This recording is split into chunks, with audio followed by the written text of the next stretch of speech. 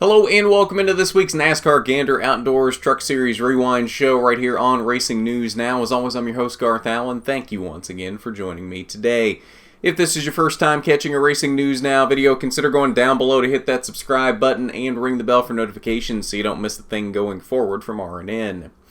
On today's Trucks Rewind, we are wrapping up the regular season for the 2019 Gander Outdoors Truck Series with the 20th annual Corrigan Oil 200. 105 laps, 210 miles around the 2-mile Michigan International Speedway in Brooklyn, Michigan.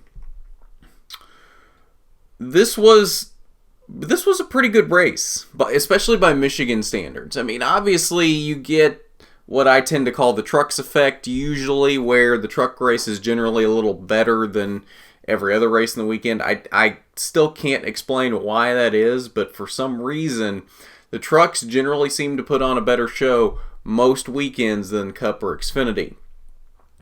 Now, that being said, this was a really good race by Michigan standards. We had really good racing for the lead. There were a lot of guys trading time up front leading this thing.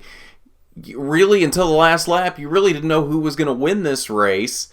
And even not even for the lead, but there was a lot of battling throughout the pack. It didn't seem like air was as big of a factor as it usually is. It was still a factor. You could still tell that it was playing a factor in this race, but it wasn't as big of an issue as it usually is, which is really nice to see that you can really have that kind of good racing. Now, we did get a lot of kind of a train effect going with some drafting at different points, but the draft was very strong, but you could still pull out and pass if you had enough of a run and if you really wanted to. One truck failed to qualify before this race. That was a 0 of Daniel Sassnett, who wrecked in qualifying. 8 caution flags in this race for a total of 35 laps. Fairly chaotic race. Nothing really happening though in stage 1. That concluded at lap 20 with Ross Chastain taking the stage 1 victory. Ross led every lap in that first stage from the pole and looked like he was probably on his way to his 4th win of the season. But then things took a turn for the worse for that 45 truck under caution at the stage 1 break as he is trying to pull out of his pit box. Cody Robaugh is turning into his pit box.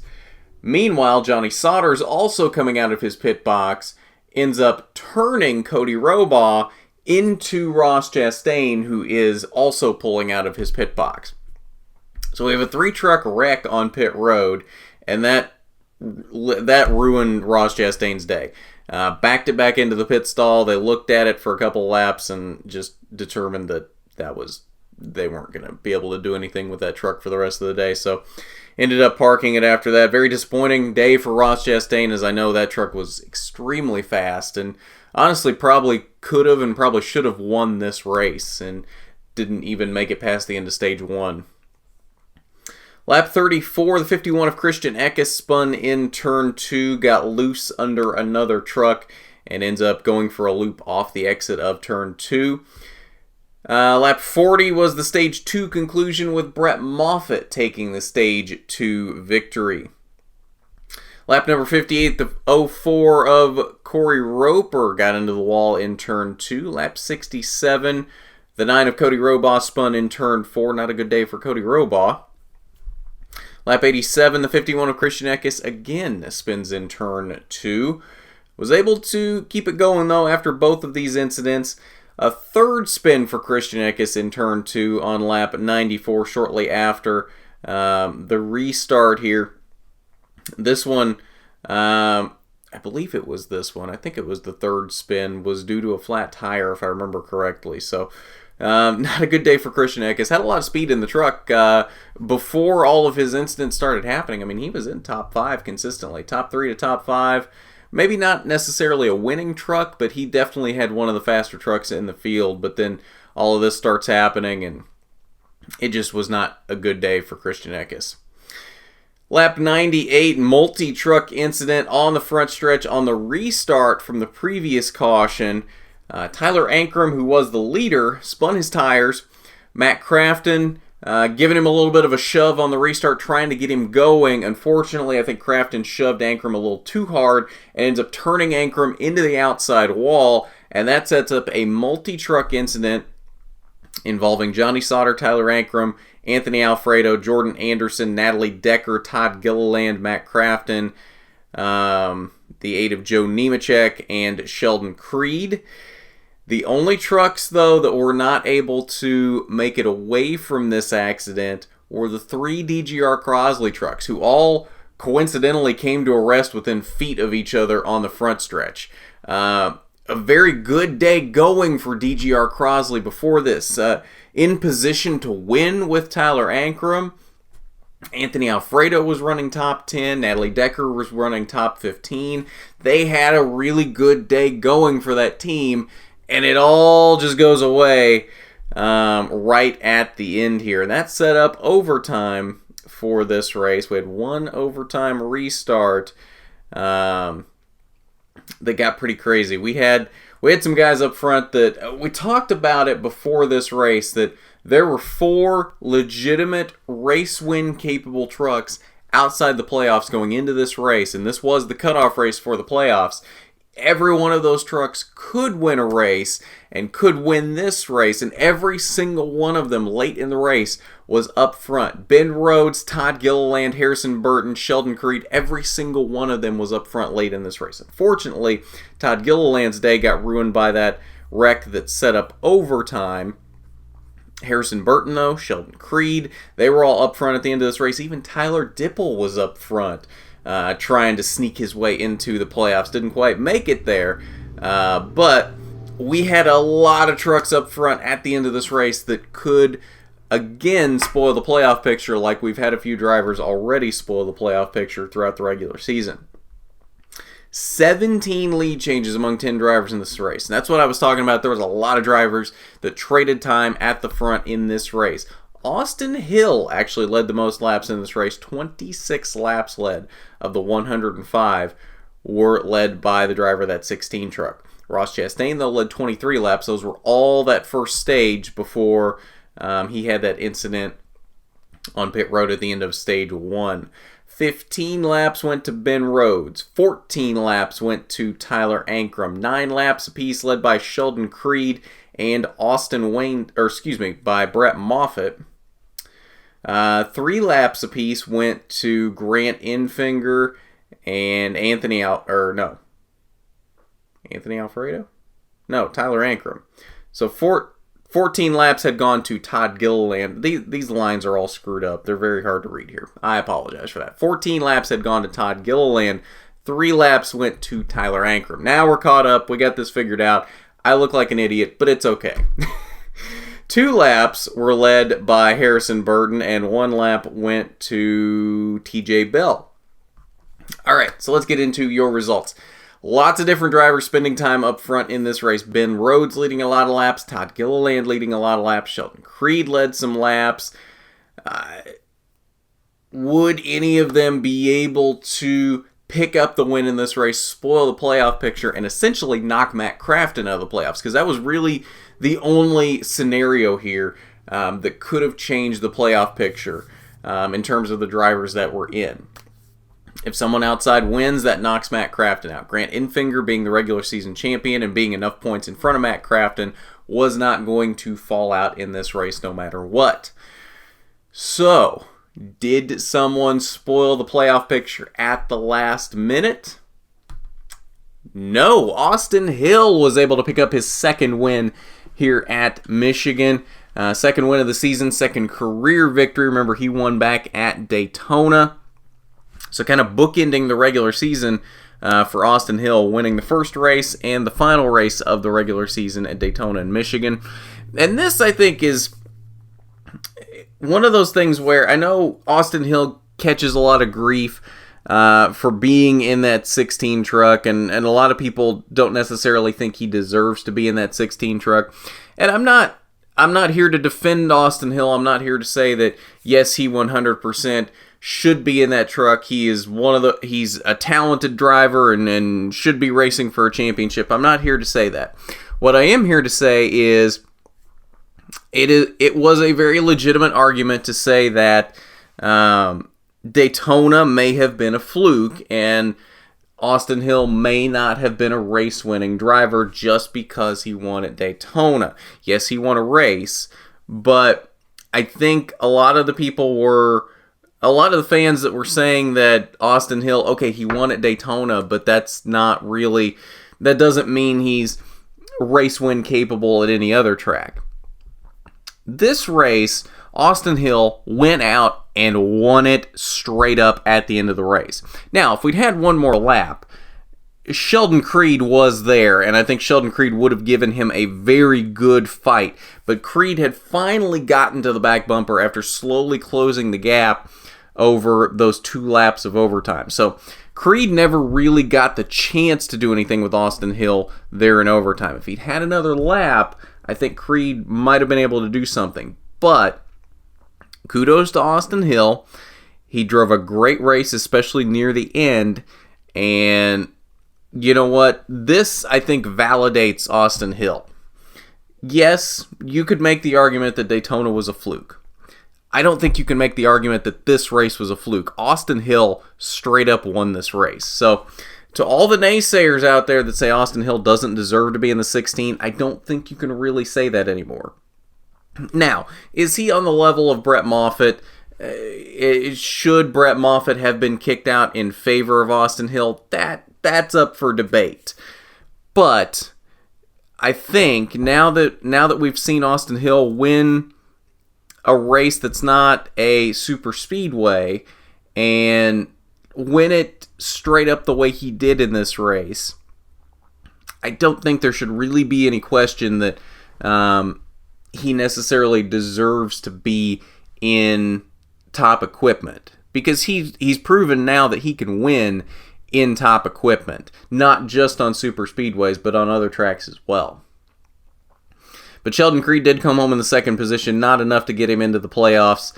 Very close. Like I said, if he'd had another lap, I think he'd have given Austin Hill a really good fight. Unfortunately, we only had 2 laps for overtime, and he didn't quite have the time to get there. So he had to settle for the second position. Tyler Dipple came out of nowhere on that overtime restart, made his way up to third, and I thought he might play spoiler in this whole playoff picture. Unfortunately, was never able to challenge those top 2 in the final couple of laps and had to settle for third. Brett Moffitt came home fourth, and a strong top 5 for Austin Wayne Self in fifth. Now, a couple of names here in the bottom of the top 10 that I think are worth pointing out, definitely for some fantastic runs. Bailey Curry in 6th. Great run here in that Nice Motorsports 44 truck. If Ross Chastain couldn't be running up front in this race, it's nice to see another Nice Motorsports truck up front as well. Grant Enfinger in 7th. Stuart Freeze in 8th. Ray Cicerelli, 9th in this race, and that's CMI Motorsports Chevy.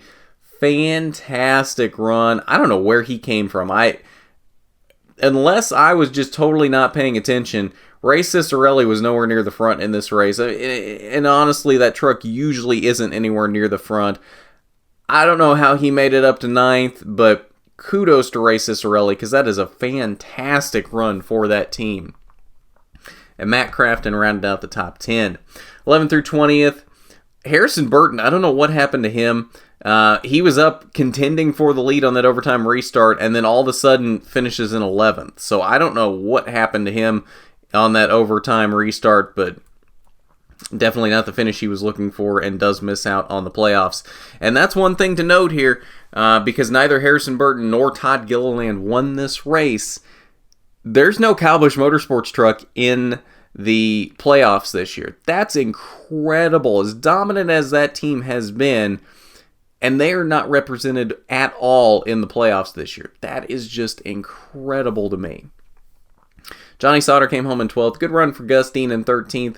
A good run as well for Jordan Anderson in 14th. Not necessarily indicative of where he ran throughout the day. He started in 13th. I think he probably had a top 10 capable truck. Was up as high as 2nd or 3rd at one point there when we were in the middle of a weird pit cycle sequence. But he was able to run up there fairly competitively in this race. Jordan Anderson slowly is getting those 3 trucks up to a very competitive standard. I think give him a couple more years, and if Jordan Anderson's still in the truck series, running his own equipment, I think he's going to be fairly competitive. It's been fun to watch the slow progression out of that 3 truck. Christian Eckes landed in the 15th position in this race. 21st through 30th, Jesse Iwuji down here in 21st. Ben Rhodes landed in 23rd, 2 laps down. Todd Gilliland getting caught up in an accident, landed in 24th. And then the DGR Crosley contingent down here. Again, all of them having fantastic days, and unfortunately, 25th for Tyler Ankrum, 26th for Anthony Alfredo, and 27th for Natalie Decker. You hate to see that, because it's such a good day going for all 3 of them. Ankrum with a chance to win the race, Alfredo with a chance at the top 10, Decker running solid top 15, may have even been able to sneak her way into the top 10. A good run for all of them, and unfortunately it all came crashing down with just a couple laps to go. Ross Chastain landed down here in the 30th position out on lap 26. And final page, 31st, 32nd, Camden Murphy and Norm Benning, both out very early. But that is your results from the Corrigan Oil 200. Working on an Austin Hill interview. Not 100% sure if it's going to happen or not, to be honest. So if it doesn't happen, we've got Media Center stuff for you right now to hear from Austin and his team. And look out for that interview over the next few days if it does get done. So if it has already been done and you're watching this after that interview is up, it will be linked down below in the description. If not, make sure you're subscribed and you got your notifications turned on by ringing that bell, and you will know when that Austin Hill interview goes up if it gets done. So, working on it. Like I said, not sure if it will happen or not, so we're going to head over to the Media Center to hear from Austin and his team after this win. Well, it's kind of an up and down race for us.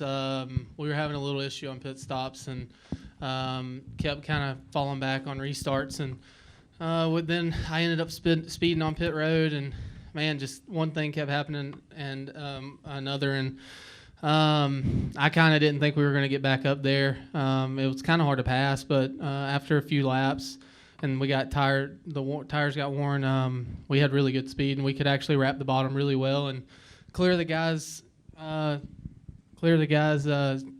off the corner pretty easy. So I can't thank Scott and these guys enough. Man, they've worked their tails off. This is a brand new truck, so first race on it, so we're 1 for 1 with it. So that feels really good. And can't thank Hino and Ison and United Rentals and everybody on board. Toyota Tundra was fast, so just can't thank everybody enough for all their support. A little bit different, but not much. We've been working really hard to build this new truck to come here, and it's proved that it's definitely a better piece. We've been working on our rest of our equipment the last month to prepare for Bristol and any other ones, but it's just, yeah, it is a little bit different, but I don't know that there's a whole lot you can change because you have to go to every week and try to win.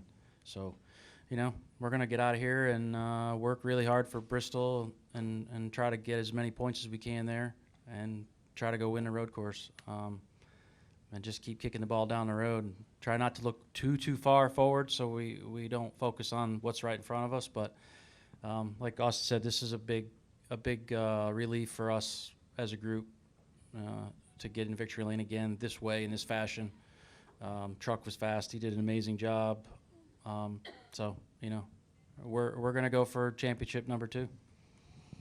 Well, it's huge. We have icing sponsor here, and honestly speaking, I was so sleepy doing the race, but now really wake up, and so this is all team win.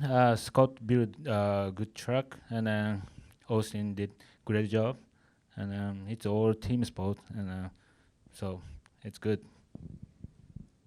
This guy's amazing. I just want to add something. This guy right here, you just brought up, he just flew from Japan all night long yesterday, popped in, was here all day with us yesterday, back here early this morning, works tirelessly, like anybody I've ever worked for before, and is a perfect gentleman, and always been to all of our entire group. And you know, leadership starts at the top. This man gives us the opportunity to do what we do and never second guess decisions. And I want to thank you in front of all of our peers, and give you the credit of allowing us to do this and putting this team together, because it starts at the top. Between you and Mike Ricci, we've been able to build an amazing team. And now Austin's the latest addition to this group, and that's my story about Shiggy, but he's a pretty amazing guy. All right, so let's take a look at your playoff grid now that it is finalized for the 2019 playoffs. 8 drivers in the 2019 NASCAR Gander Outdoors Truck Series playoffs. Brett Moffitt takes the number 1 seed after gaining 22 playoff points this season. He's got a 3-point lead going into Bristol over your regular season champion, Grant Enfinger. Stuart Friesen there in third. Austin Hill, off of 2 regular season victories, sits in 4th. Ross Chastain with his 3 regular season victories in 5th. Winless Matt Crafton sits there in the 6th position. And then Johnny Sauter and Tyler Ankrum down here, 7th and 8th, 1 win apiece on the season for both of them. It's going to be an exciting playoffs. Kicks off very quickly here on Thursday night. From Bristol will be the first round of the playoffs for the Truck Series this season. And I can't think of a better place to start the playoffs. It's going to be a fantastic race. And it'll be exciting to see who advances from this group. I've been trying to think here. I was going to make a prediction on who would be the first 2 trucks out. And honestly, I'm not really sure here. To be completely honest, and see, you can't predict everything that's going to happen. You can't predict mechanical failures. You can't predict wrecks. But I think just based on recent performance, I'm thinking the first 2 drivers out after this first round of the playoffs are going to be Johnny Sauter and Matt Crafton. Yes, 2 ThorSport teammates out after the first round of the playoffs. I haven't seen a lot out of ThorSport this season, to be completely honest with you. Yes, they do have 3 trucks in the playoffs this year, Ben Rhodes being the only one that didn't make the playoffs, but I just haven't seen a lot out of them. Johnny Sauter has the only win for that team thus far this season. Grant Enfinger was extremely consistent in the regular season, winning the regular season championship, but I haven't really seen a lot, especially out of Johnny Sauter lately. Johnny Sauter's just not really been there. Ever since the one race suspension that he had, he's just not really been here. He just hasn't seemed to have shown up week in and week out, and I think that's going to hurt him. I think he's going to be out after the first round, and I think Matt Crafton's going to be out. Crafton's been fairly consistent, but I haven't seen what I've needed to see to say he can win a race, or that he necessarily is going to run better than these other 6 trucks in the first round. So, yeah, that's my prediction. Matt Crafton, Johnny Sauter out after the first round of the playoffs, now that we've got everything set here. So we will see if that prediction comes true here 3 races from now. But that is your playoff grid set for the 2019 Truck Series playoffs after Michigan. And I believe that will do it for us on this Truck Series Rewind. Xfinity Rewind coming up here very shortly, getting recorded just after this one. These are getting recorded a little later than I would have liked them to, but I do apologize for that. Just got to work around the schedule at the day job, and this is where I had time to record these, so I do apologize for that. They should have been out sooner, but we're getting them out for you nonetheless. Cup Rewind, probably going to end up being tomorrow, Monday, during the day sometime, so look out for that as well to recap their race from Michigan coming up today. Probably going on right now as this goes up, so look for the rewind for that coming up sometime tomorrow as well. So if you haven't done it already, you need to go down below, hit that subscribe button, ring the bell for notifications so you don't miss a thing going forward from RNN. While you're down there, why don't you hit that big thumbs up button if you like the video. It is much appreciated when you do. But at that, this has been the NASCAR Gander Outdoors Truck Series Rewind Show. I'm Garth Allen for Racing News Now.